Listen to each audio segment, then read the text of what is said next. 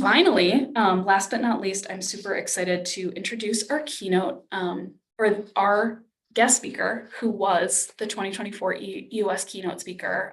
Jennifer and I and Meg on our team got to hear Benny speak at the EOS conference this year, and he is just such a real, inspiring, lovely human that we felt like it was a huge get that he was willing to join us and spend some time with this wonderful community of humans on Zoom with us. But if you are new to learning about Benny and this is kind of your first touch point with him, he is the founder and visionary of the Big Fish Contracting Company. He's co-founder of the Arena Mastermind. He's a business growth leader for Contractor Dynamics and the host of the Big Fish Cares podcast. He really leads with love and authenticity and is all about transforming pain into purpose. Truly just such a wonderful person, and we can't wait to hear his message for all of you as integrators and second in command leaders. So I'm going to pass the mic over to you, Benny, but thank you so much for being here. Thanks for having me. That was this is a wonderful community. I'm glad you guys are doing something like this. It's hard to do these jobs by yourself and kind of in a bubble. So it's always nice to be able to reach out to other people that are kind of going through the same things that you're going through. Quickly, it's just a little bit more about me. I'll give you like the highlight reel.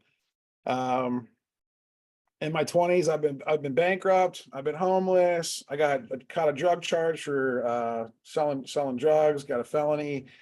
I got married and divorced. I got hired and fired a bunch of different places. I ended up overdosing on Oxycontin in 2017, 2 years into my entrepreneurial journey, which was in 2017, not that long ago.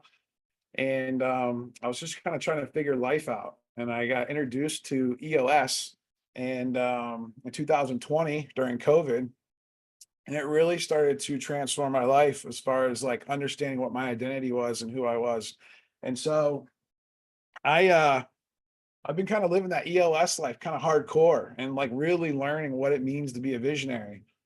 And right after I had installed EOS into my company, and this was probably 6 months into my EOS journey in 2021, 3 years ago in June, thought I was on top of the world, had a leadership team, everything was going good.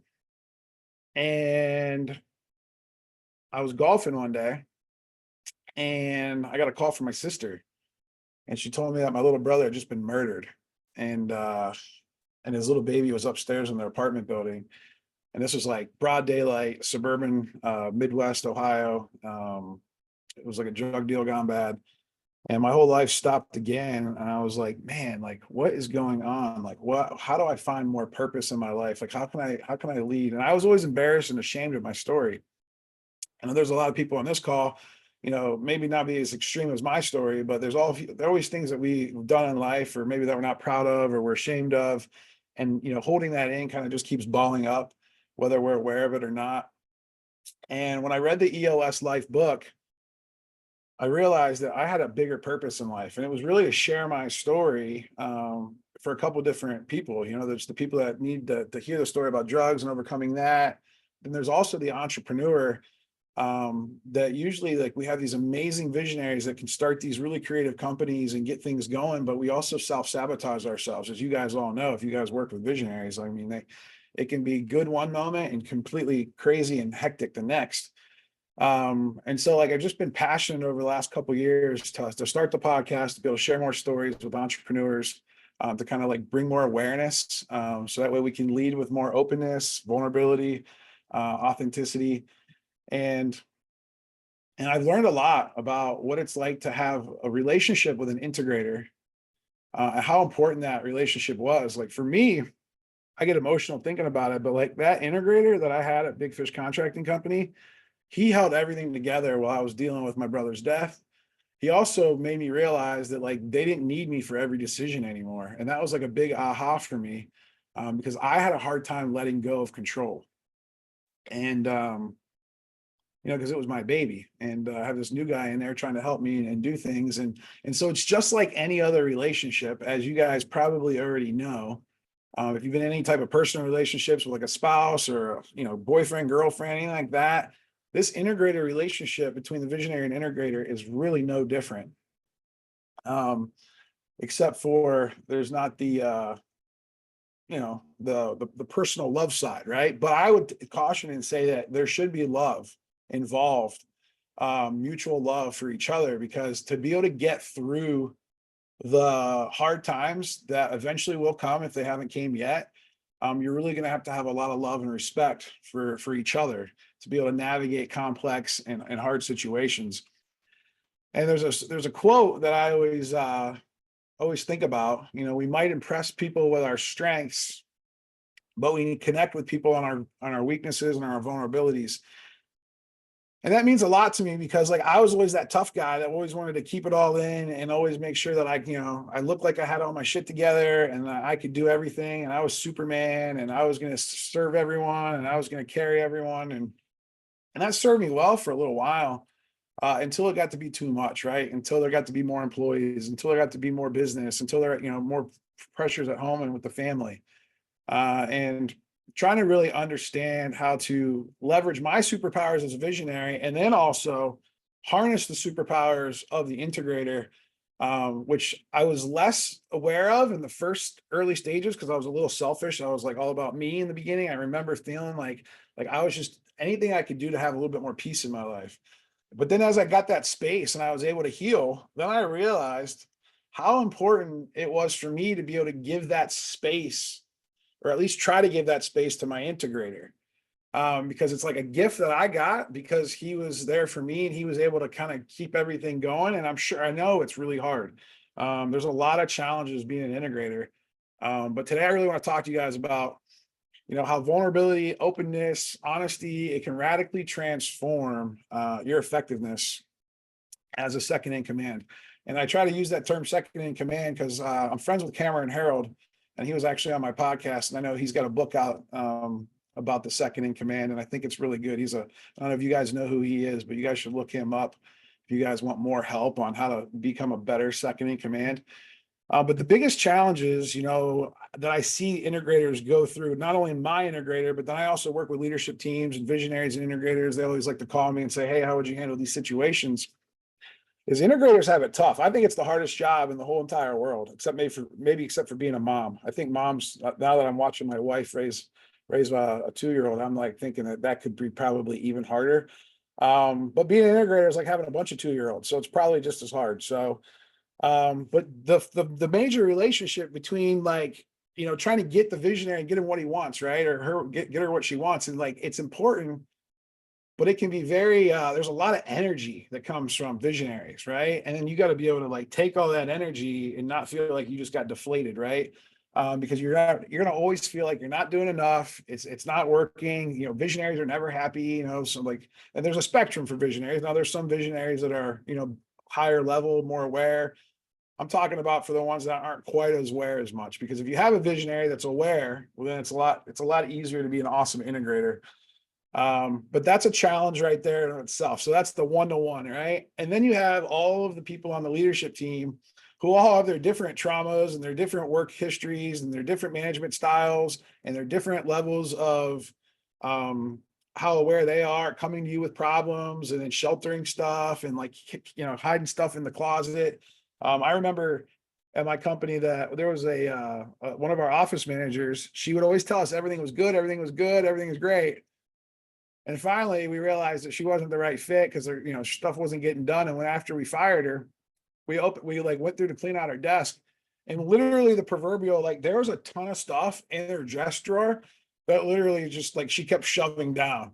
And that's a good mental picture of every one of us has that type of stuff, the junk or the trash that keeps piling up, whether it's actually physical or mental. That we have to deal with. And as integrators, I believe, and as visionaries, it's our responsibility to be aware of that, because we know we have it in our own life, in our own business. And we have to kind of try to figure out a way to open up the communication line to get people to be more open and honest, right? Because managing those team dynamics and those conflicts are super challenging. Then you have all the other stuff with the business. The number one complaint I get from my team, because we're always trying to improve cultures. Oh, we don't communicate enough. Well, let me just tell you, 4 years ago, we didn't communicate at all. And now I think we over communicate, and it's still not enough, because that's still their number one complaint. And it's like, how do you as the integrator, how can you make sure that everybody's happy and everybody's getting communicated with? And it's, sometimes it feels like it's an impossible job. And then there's like the decision-making pressure, because, the visionary is off and he says, yeah, you make the decision, you make the decision. And like, while you want to make decisions, most integrators are usually have a little bit more analytics involved, and they want to like, fact find a little bit harder, and they want to like get all the data. And in small entrepreneur businesses and even big ones, sometimes you just don't have all that data that you need to make like decisions. And so like sometimes you wait to make decisions, which then could cost, that could cost you some stress and some time, anxiety, and there's going to be some pressures there. And then, that all boils up to the work-life balance, right? And at the end of the day, it's hard enough to run all these people at the company, but then you still got to be the integrator at home. And that's a big job, because usually if you're the integrator at work, you're usually the integrator at home, because it's a superpower that you have. It's a skill set. And we don't really think about that a lot, because we put the coat of armor on, we put the shield up, and we go into battle, and we just try to make things look like we have it all under control, because that's what our role is to have everything under control. But I'll tell you that if you can start to figure out ways, healthy coping mechanisms to be able to deal with problems, to be able to enable like team trust, because you have to be able to enable your team to be able to help solve some of these big, weighty issues. And then you also have to have somebody that you can go to because you don't have all the answers. Like, I already know that, like, there's no possible way that you have all the answers, and you're feeling a lot of stress. And some of you guys are going through that right now, and you're probably like, I just hope nobody finds out. And I will say, like, try to talk to at least one person on your team that you can be open and honest with and trustworthy. Because when you do get more open and honest, the team cohesion is going to be better. Problem solving is going to be better. You're going to have other people on your team that are going to be able to start solving problems. But for people to trust you, you have to be open with them. And if you're not used to working in an open environment where people are sharing some of their struggles and some of their challenges, it can be really hard, because most of us don't come from a background where like that's okay or that's normalized. And so, unfortunately, I do believe it's the visionary's duty, and I preach this all over the country. I believe it's the visionary's duty to go first, because they're hardwired to like do weird and awkward things that can move the ball forward. But in saying that, if you don't have a visionary that's doing that, I will tell you that it's probably going to be you that has to go first. If you want things to change, and if you want your life to change, and you want your work to change, because no different than a visionary trying to find his superpowers and be able to work in his sweet spot, the integrator has to be able to do that as well. I read a book by Dan Sullivan called, I think it's like the unique ability thing. And that really helped me after I read Rocket Fuel, realize some of my unique abilities. And then I thought, all right, well, what are my integrator's unique abilities? Well, what does he struggle with? What are his blind spots? And then I was able to lead with more empathy. But if you don't have an aware visionary, you are going to have to be that person. And this is the hack that I would say, somebody's always got to go first. It's like the chicken or the egg. If the visionary goes first, cool, it makes it easier for you. But if they don't, then you got to go first. And then hopefully it'll be easier for them, so you guys can maintain good cohesiveness. And I think that starts with, and you guys are probably good at this, having consistent meetings and, trying to create that structure and that boundary. And then when you do that, have some talking points in those meetings to try to get open and honest, and maybe share some things that are a little uncomfortable for you to share. But hopefully, if you have people that have good intentions and that people that love, people aren't going to hold that against you, because that's the real reason that we're afraid to share any of our struggles, is we're afraid that people are going to run away. I'll never forget when I met my wife and I told her the story that I told you guys. I tell it, it's like the skeleton talk.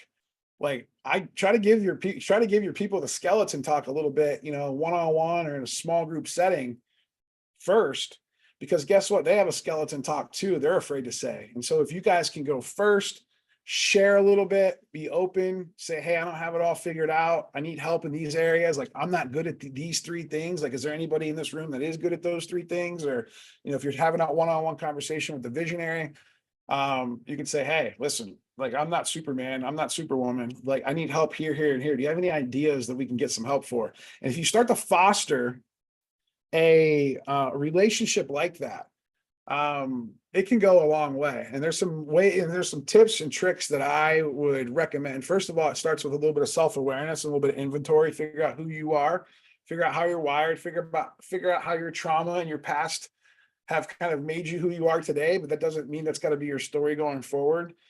Therapy was really big for me. I read some books that I'll show you guys really quickly. Gino recommended this book to me called Letting Go. I'm sure you guys have heard this. This was really helpful. His co-author and Shine, Rob Dubay, wrote a book called Do Nothing, which sounds very counterproductive for integrators because they're the ones that get shit done. But I will tell you, integrators need to have just as many clarity breaks as visionaries. And you guys need to put that in your calendar. And I know, because I know integrators, that's the last thing that they want to do because they got so much stuff to do. Like there's not enough time in the day to get it all done. But I will tell you, if you work on your mental health, if you work on your clarity, if you create space for yourself, you're going to be a better integrator. You're going to be a better leader. You're going to be a better second in command. And what you're going to do is you're going to teach your leadership team and your visionary on how they can become better leaders. And that's going to create a better company. The other thing is, The Space to Choose is another book that I really love. My therapist actually wrote this book. And it kind of gives you some exercises in there on how to deal with emotional intelligence, how to deal with tough conversations, how to deal with life when it's hard. But you guys are making a good stride today, even by showing up today in a community like this. I think it's wonderful that you guys have an amazing group, because it's one thing to try to figure this stuff out on your own and work with a therapist, work with your visionary, work with your leadership team, but then to be able to go and communicate with each other about stories and things and just having somebody to talk to, I think is really helpful. I know that I only had about 15 minutes today and I wish I could give you guys more. But if you guys have questions or you guys ever just need someone to talk to, or you just need a vent, hit me up. You can find me at bennyfisher.com. I'm pretty active on social media, LinkedIn. You can vent to me about your visionary and I won't tell anybody. And I think that sometimes that's all we need to do, So